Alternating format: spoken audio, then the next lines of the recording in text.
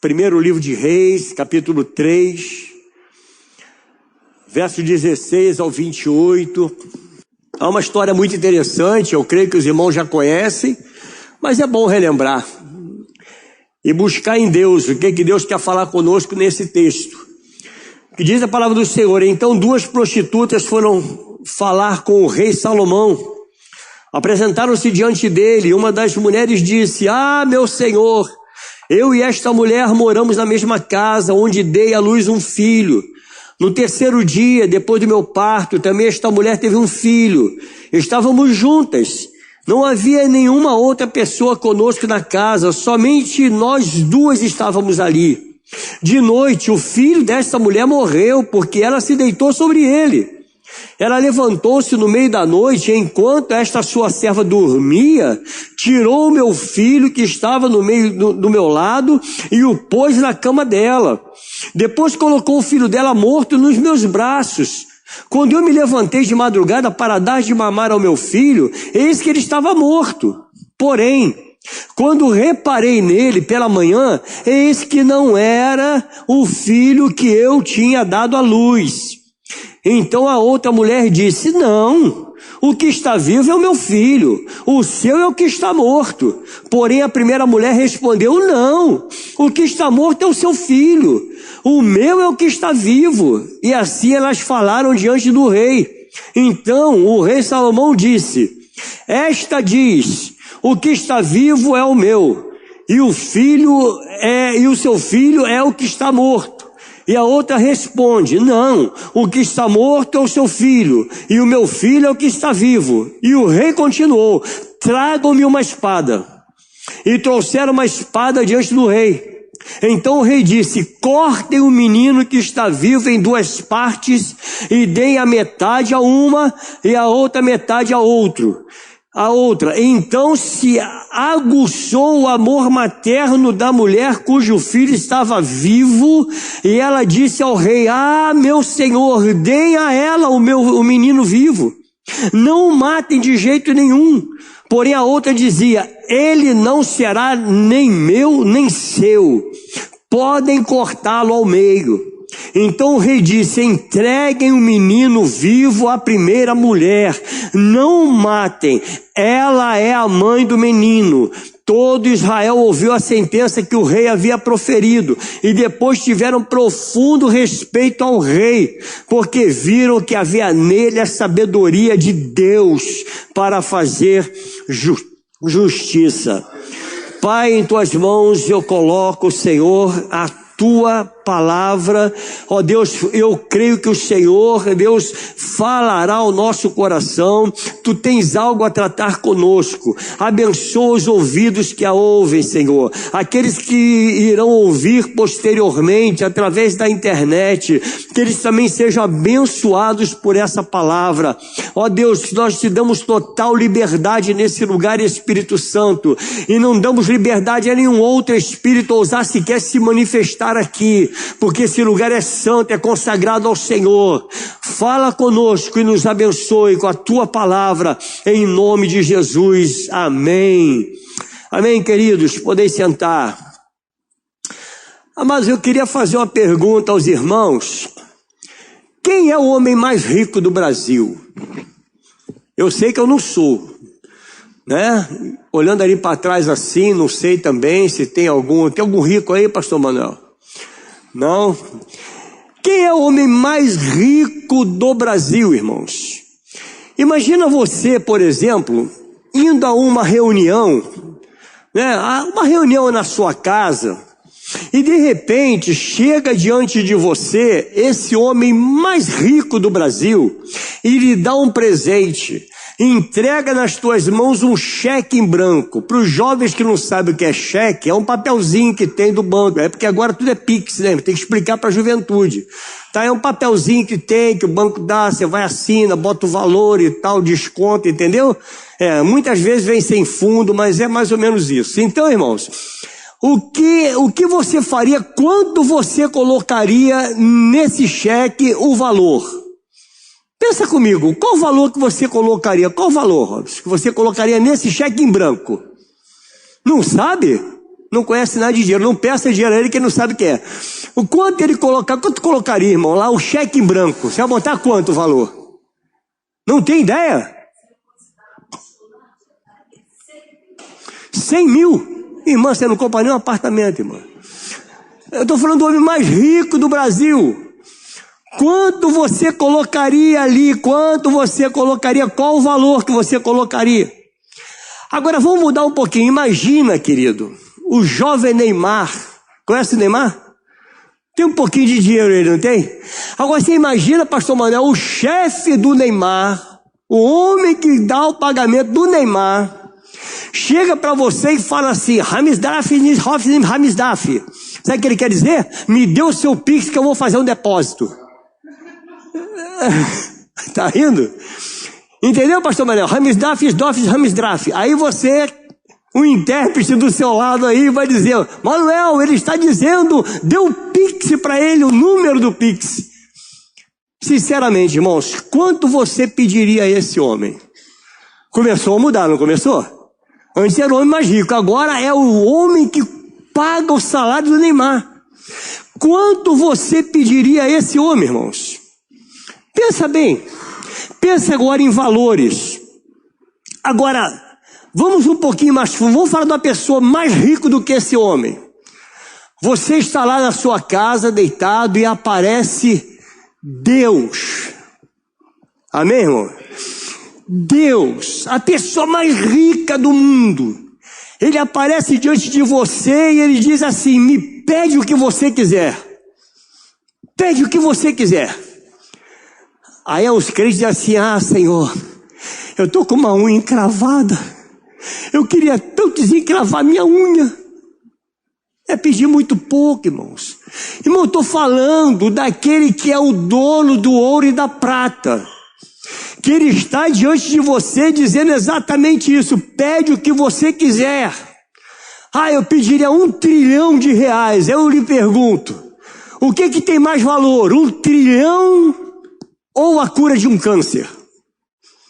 O que tem mais valor, irmãos? O que vale mais? Será que 1 trilhão vale mais do que a salvação de toda a sua família? Será que isso tem mais valor? Não, eu vou pedir a ele, se aparecer na minha frente, eu quero ser o homem mais rico do mundo. Isso pagaria a salvação da sua família?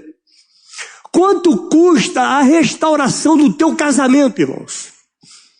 Quanto custa o seu filho sair das drogas? Quanto custa um jovem sair do homossexualismo? Qual o valor disso? Amado, tudo que tem valor não tem preço. Porque o que tem preço não tem valor. A sua família, ela tem um valor imenso. Ela é muito cara, seus filhos são caríssimos. A cura de um câncer é caríssimo. Não há preço, mas há um alto valor, querido. O valor é altíssimo da salvação de uma família. Quanto custaria isso?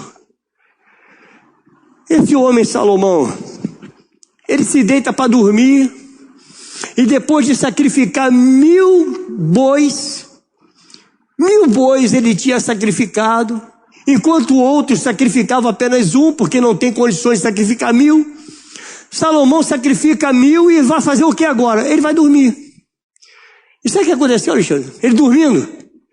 1 Reis 3, 4 e 5. Salomão amava o Senhor, andando nos preceitos de Davi, seu pai. Porém oferecia sacrifícios e queimava incenso nos lugares altos. O rei foi a Gibeão para lá oferecer sacrifício, porque era o lugar alto mais importante. Naquele altar, Salomão ofereceu 1000 holocaustos.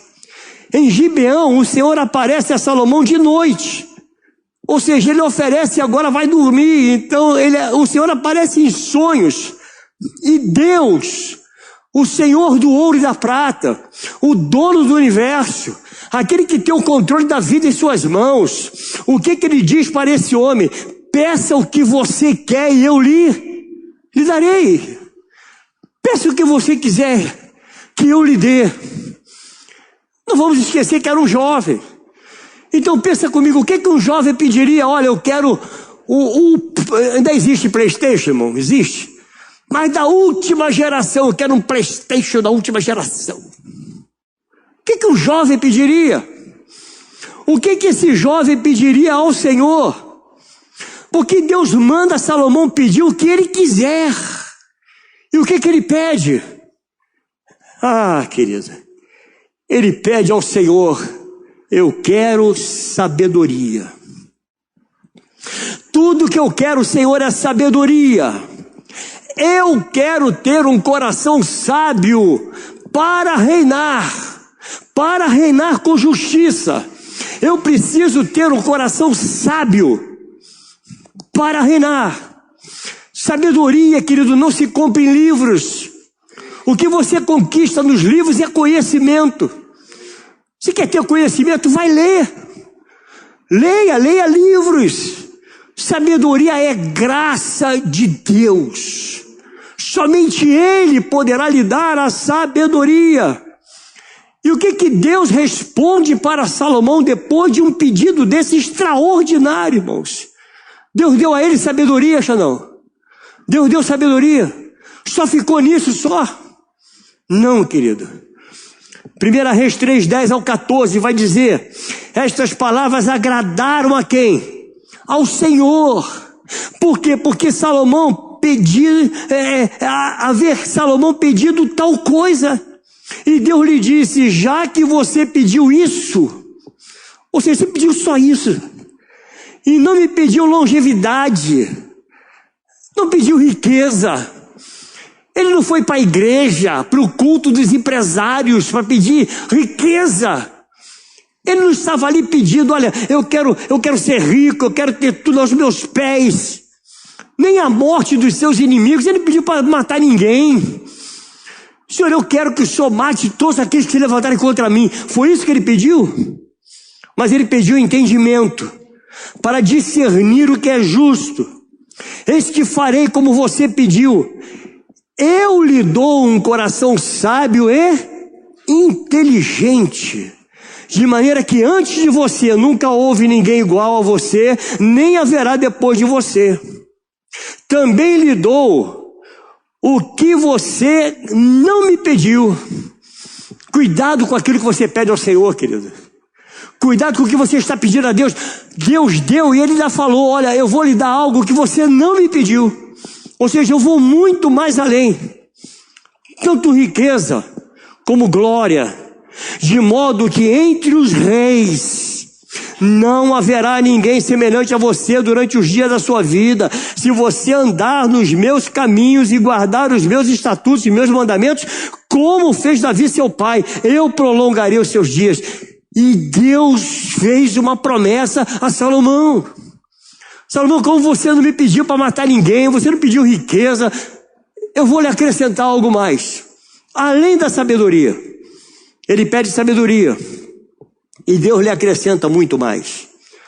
Amados, prestem bem atenção nisso. Quem busca o reino de Deus, como diz a palavra do Senhor, quem busca o reino de Deus e a sua justiça, as demais coisas lhe são acrescentadas. Ele pediu sabedoria, para exercer a justiça. Nós estamos acostumados, queridos, a nos achegar a Deus muito pequeno. A gente está acostumado a isso. A gente, quando chega na igreja, olha, nós vamos agora, estamos encerrando o mês hoje. Daqui a pouco você vai orar.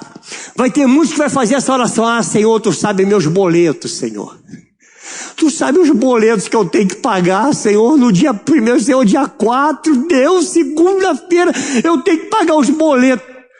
Quer ser pobre, irmão? Tem gente que só pensa nisso. Só pensa em pagar boleto. Não, Senhor, abre as portas dos céus. Para quê? Eu quero ganhar dinheiro. Porque eu tenho conta. Quem tem conta, diga amém. E quem tem dívida, diga amém. Há uma coisa diferente, né, irmão? Há uma conta e uma dívida. Então, queridos, prestem bem atenção nisso. Nós estamos acostumados a isso. Mas Salomão não, ele pede sabedoria. E eu lhe pergunto, quem é o personagem da Bíblia mais sábio que Salomão? Quem é? Eu vou te apresentar Jesus, irmãos. Vou apresentar Jesus a você. Ele é o Senhor da vida. Ele é o homem mais sábio do mundo. Não existiu nenhum outro mais sábio do que ele. Está entendendo isso, irmão? Ele é sábio, ele é o sábio dos sábios, ele é o Senhor dos senhores. Então é Jesus. Dentre os reis, humanamente falando, era Salomão. E ele pede a Deus sabedoria. E em resposta do pedido dele, o que Deus lhe deu? Você lembra do que Deus deu a ele? Ele pediu sabedoria, Deus deu sabedoria. E logo a seguir, um problema. Deus dá sabedoria e logo a seguir ele dá o quê? Um problema. Verso 16 ao verso 20. Então 2 prostitutas foram falar com o rei Salomão. Olha só, ele pede sabedoria. Aí vem logo um problema. Com o rei Salomão apresentaram diante dele e uma das mulheres disse: meu senhor, tu já imaginou isso, irmãos? Você já imaginou como deve ter sido essas 2 mulheres ali no ouvido de Salomão?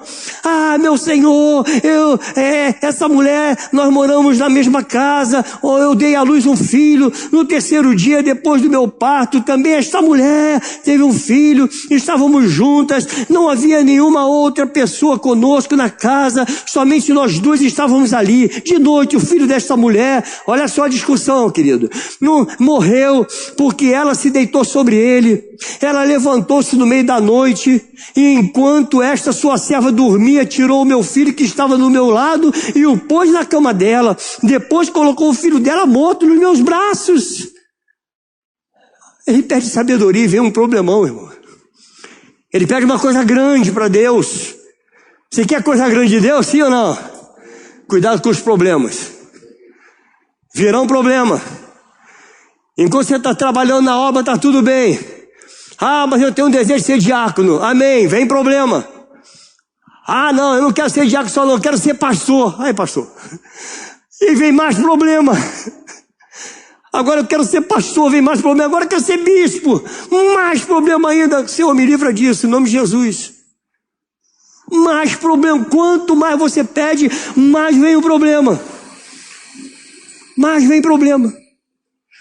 Quando você pede para Deus e diz: Senhor, eu quero dinheiro. Sabe o que Deus te dá, Robson? Trabalho, irmão.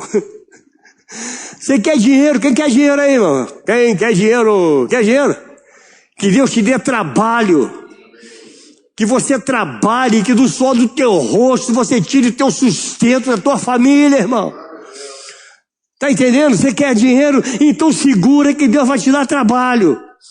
Se você pede crescimento, Ele te dá dor. Já viu crescimento sem dor, irmãos? Não tem. Para crescer, dói. Todo crescimento gera dor. Quando Deus falar para você que te dará algo grandioso, comece a orar e dizer: Senhor, tem misericórdia de mim. Há pessoas que se alegram logo. Deus me chamou para coisa grande, eu sou o cara e esse cara sou eu. Começa a orar e dizer: Senhor, tem misericórdia de mim, porque já vem problema. Já vem problema, irmãos. Tudo que se pede tem consequência. O que você está querendo de Deus, irmão? Está querendo coisa grande de Deus? Deus é Deus de coisas grandes e de grandes problemas. Ninguém diz amém, né, irmão? Uma mensagem como essa, tá caladinha aí, Daniel? Fica quietinho, é só problema, irmão. Coisa grande, problema. Salomão pediu a Deus sabedoria. E Deus coloca diante dele uma tremenda de uma confusão. Situações difíceis revelam a sua essência, irmãos. A nossa essência é revelada diante dos problemas mais difíceis. Davi era só um pastor de ovelha, até que lhe apareceu Golias. Pastorzinho de ovelha, está lá tranquilo, pastoreando. E lhe apareceu quem? Golias. Quando ele aparece, a essência de Davi aparece. A essência do lutador, daquele que não se acovarda. Todos se acovardavam diante de Golias. Mas diante do problema, a essência de Davi nasce: eu vou arrancar a cabeça desse cara. Eu vou arrancar a tua cabeça. Porque diante do problema, eu não posso me acovardar diante do problema. Tem um texto que trata da vida do general Naamã. Vocês conhecem muito bem a história. Olha o que diz o capítulo 5 de 2 Reis, verso 1 ao 4, irmão. Se você está com sua Bíblia aí, é bom até anotar. Naamã, comandante do exército do rei da Síria, era grande homem diante do seu Senhor e de muito conceito, porque por meio dele o Senhor tinha dado a vitória à Síria. Ele era homem de guerra, porém sofria de lepra. Tropas saíram da Síria e da terra de Israel, levaram cativa uma menina, grave isso, uma menina, que ficou ao serviço da mulher de Naamã. Um dia, a menina disse à sua senhora: quem dera o meu senhor estivesse na presença do profeta que está em Samaria. Ele o curaria da sua lepra. Então Naamã foi contar isso ao seu senhor, dizendo: assim e assim falou quem? A jovem. Olha a promoção, irmãos. Olha a promoção, olha. Tem lá uma menina. Agora não é mais uma menina, agora é a menina. E agora? Agora é uma jovem. Porque essa jovem, ela é uma jovem séria. Uma jovem que é da terra de Israel. E pensa comigo, quem foi que orientou esse homem a ir ao Jordão? Quem orientou? Foi um profeta. O profeta orientou que ele vá ao Jordão e se lave 7 vezes. E quem é que orientou a ele procurar no profeta? Foi uma menina. Foi uma menina. Foi uma serva sem nome. Ela orientou que ele procurasse um profeta. E pensa bem, irmão, se ela estivesse em Israel, se ela não tivesse sido levada cativa, o que ela estaria fazendo? Ela estaria brincando certamente com suas amigas, era uma jovem. Ela estava brincando, ela estaria ajudando sua mãe nos afazeres de casa. Era ali que essa jovem estaria, cuidando de seus brinquedos. Ela era muito jovem. Mas ela foi sozinha para a casa de Naamã. E sozinha na casa de Naamã, aparece ali a essência missionária. Está entendendo, Xandão? Está entendendo o mistério dessa palavra? Ali naquela casa, diante de um problema, aparece o que é a essência de uma missionária. Toda oração será respondida e nem sempre como nós queremos. Toda a sua oração, querido, Deus responde a sua oração e nem sempre do jeito que você deseja. É do jeito de Deus. Olha, vai lá, procure o profeta. Salomão estava tranquilo, até que lhe apareceu um problema. 2 prostitutas lhe apareceram com uma criança morta. O capítulo 3 de 1 Reis, que nós lemos, verso 25 a 28, então o rei disse: cortem o menino que está vivo em 2 partes e deem metade a uma e metade a outra. Então se aguçou o amor materno da mulher cujo filho estava vivo, e ela disse ao rei: ah, meu senhor, dê a ela o menino vivo, ou seja, não me interessa morto. Não interessa, esse menino vivo é meu.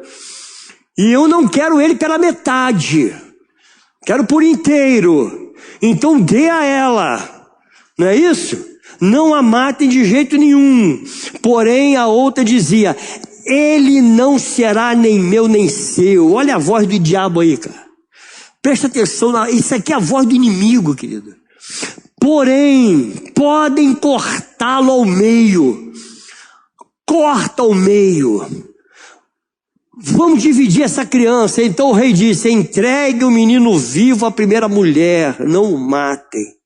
Ela é a mãe do menino. Todo Israel ouviu a sentença que o rei havia proferido e todos tiveram profundo respeito ao rei, porque viram que havia nele a sabedoria de Deus para fazer a justiça.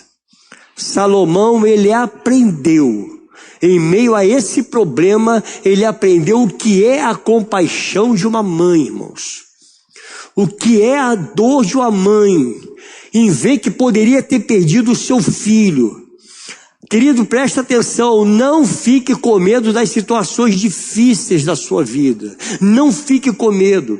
Não feche a porta quando algo difícil bater a sua porta. Isso pode significar a sua promoção na sua vida. Deus pode estar lhe fazendo crescer. Através do problema, Deus está te dando um crescimento. Deus não levantou Golias para matar a Davi. Ele levantou Golias para honrar a Davi. Diante de um problema, ele não correu do problema. Deus tirou Davi do anonimato, irmãos. Agora não é mais aquele jovenzinho que estava apacentando as ovelhas do pai. Agora ele se torna um matador de gigantes. Ele levantou duas mulheres com uma questão difícil de resolver, para que Salomão desse ali o fim daquele problema. 1 Reis 3:28 vai dizer, todo Israel ouviu. Olha o que aconteceu na vida desse homem. Todo Israel ouviu a sentença que o rei havia proferido, e todos tiveram profundo respeito ao rei, porque viram que havia nele a sabedoria de Deus para fazer justiça. Então, querido, se você tem medo de ser criticado, se você tem medo de correr risco, não faça nada. Fique no anonimato. Se você tem medo, porque quem se apresenta corre risco da vida. Quem se apresenta e diz, eis-me aqui, Senhor. Eis-me aqui para fazer a tua obra. Você corre risco. Nós corremos risco quando nos apresentamos, querido. Grandes sonhos despertam grandes inimigos. Grandes sonhos despertam grandes desafios. Despertam desafios na nossa vida. Se o que você planeja tem aprovação de todos, se todo mundo concorda com tudo que você planeja, tem alguma coisa errada. Tem alguma coisa errada. Lembra de Neemias? Quando ele planeja levantar os muros, querido, todos concordaram? Não. Sanbalate, Tobias se levantam, o inimigo se levanta contra ele.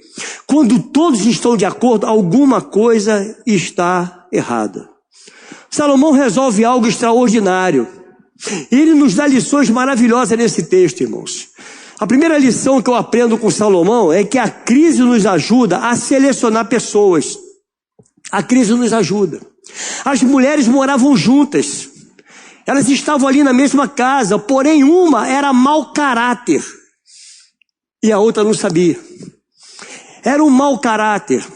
E foi revelado o mau caráter diante de um problema.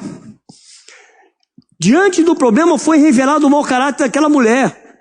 A crise revelou a Jesus quem era o traidor. Foi no meio da dor. Foi revelado o traidor. No meio da crise, aparece um que corta a orelha de um soldado. Começa a aparecer no meio da luta, no meio da crise, quem o abandonou. Aparece, é no meio da crise. Os piores momentos revelam os piores amigos. Aqueles que te abandonam. Querido, enquanto o barco está legal, enquanto está tudo bem, meu irmão, olha que tem de gente do lado dizendo, estamos juntos, estou contigo, vamos caminhar nessa. Mas quando a coisa aperta, irmãos, quando você olha para o lado, parece que não sobra ninguém do teu lado. Existem pessoas que são exatamente como sombra. Só estão ao nosso lado enquanto o sol está brilhando, enquanto as coisas estão bem, enquanto tudo vai bem, está ali do seu lado, é como uma sombra, irmãos. Mas quando começa a escurecer, somem. Que Deus te livre disso, querido. Que Deus te livre de pessoas que estão do seu lado só para te sugar. Que Deus nos livre disso em nome de Jesus. Tem gente que você não deve mais nem se relacionar. São como Jonas. E Jonas dentro do barco, sabe o que acontece? O barco afunda, irmão. Jonas no barco, o barco, a tendência é afundar. Então pensa bem em tudo que aconteceu na vida desse homem Salomão. Quem está fazendo parte dos seus segredos? Com quem você compartilha, querido, dos teus sonhos? Com quem você está dividindo isso? Com quem você está fazendo e fechando negócios? Com quem? Cuidado com essa pessoa que está do seu lado, cuidado. Cuidado com as pessoas que você acha que são pessoas confiáveis. Amar as pessoas é servi-las e não carregá-las. Isso é amor. Quando você serve, não é carregar no ombro não, irmão. O caráter daquela mulher só foi revelado no dia da morte do seu filho. A mulher que o filho está vivo, ela não percebe nem o que está acontecendo. Porque ela estava dormindo. Ela não percebeu que o filho estava morto. Que sono profundo é esse, querido?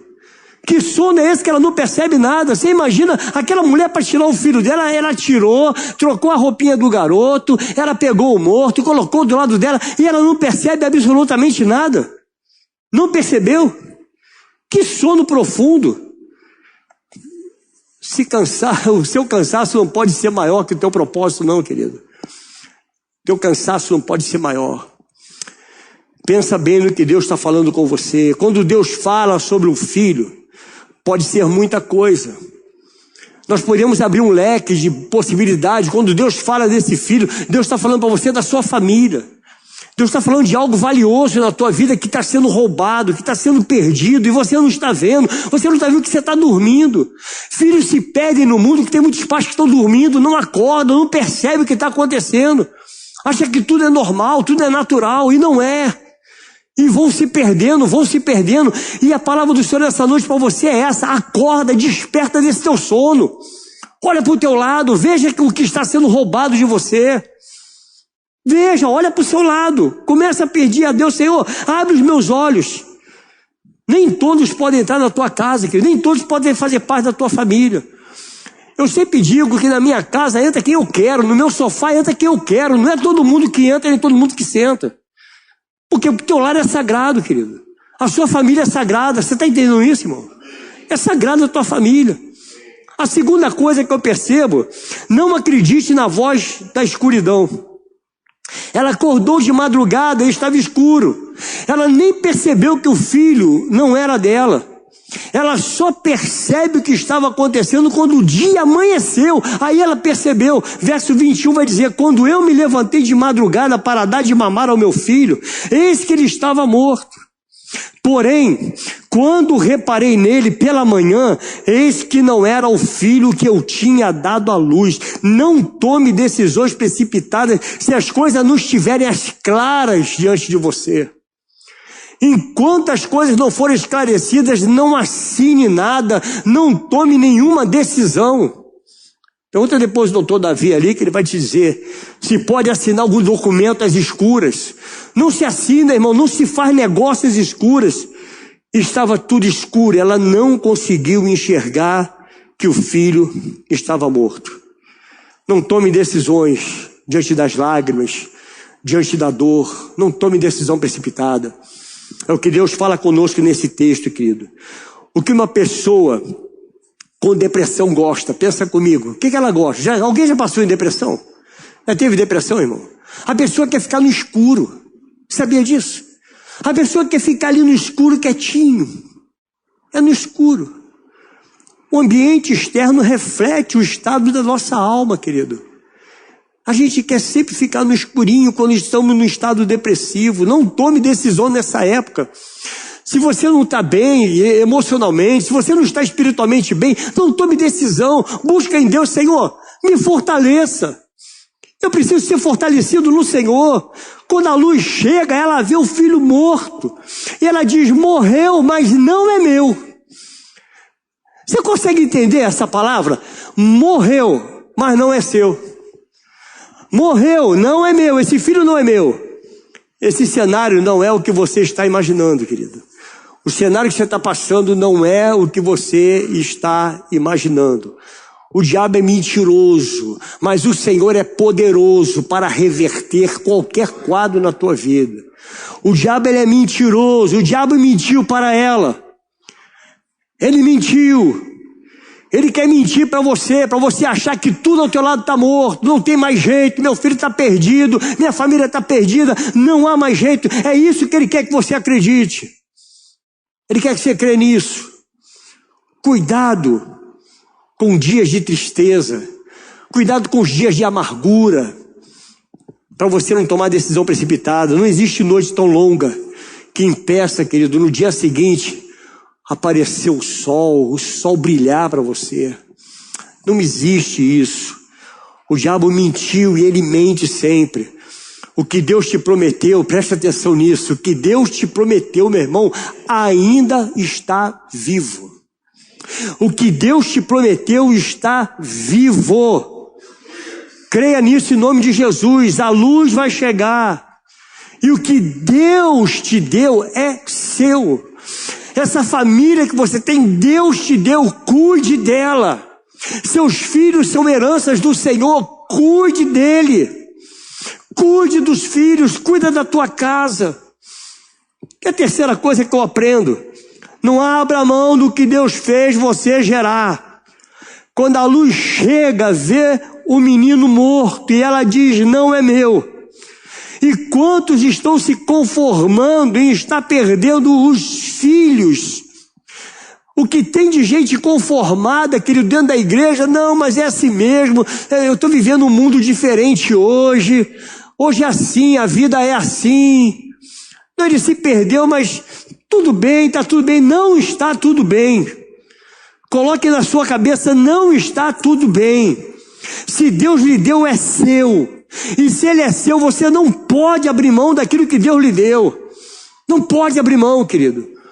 O conformismo é tão danoso quanto a incredulidade. Deus te colocou em um cenário estranho para você se mover, para você se levantar, para você ir mais adiante. Se levante, se ponha de pé e diga, Senhor, eu quero de volta o que o diabo falou para você que está morto. Que Deus traga de volta teu filho, tua filha, a sua família, seus entes queridos, que Ele traga para você, que haja conversão na tua casa, querido. Que haja conversão na tua família. Deus está dizendo hoje claramente, fui eu quem te dei, foi Deus que lhe deu, não abra mão, foi Ele que lhe deu, não abra mão, lute até o fim. Tem coisas que Deus permite para nos tirar muitas vezes do lugar de conforto, do comodismo, querido. E Deus vai permitindo que a gente passe. E para encerrar, fale com a pessoa certa. Fale com o rei. Fale com o rei. Essas mulheres, elas foram direto ao rei. Elas não procuraram intermediário. Elas buscaram a pessoa que poderia resolver. Não havia nenhum testemunho. Não havia família. Não tinha ninguém, querido. Parece que não tem mais saída. Não tinha como fazer um exame de DNA na criança para saber quem era a mãe. Não tinha isso. Ela foi na pessoa certa. Tem coisas que você não pode falar com ninguém. Tem coisas que você não pode compartilhar com ninguém, só com o Rei dos Reis. Só com o Senhor dos Senhores. É compartilhar com Deus, é buscar em Deus. Deus tem a saída, Deus tem a vitória que você precisa na tua vida, querido. Deus tem o que você precisa. Se você não sabe o que fazer, procure o Rei. Procure o Rei. Quem está desesperado tem que procurar o Rei. Quem olha e só vê morte ao lado, procure o Rei. Procure o Rei.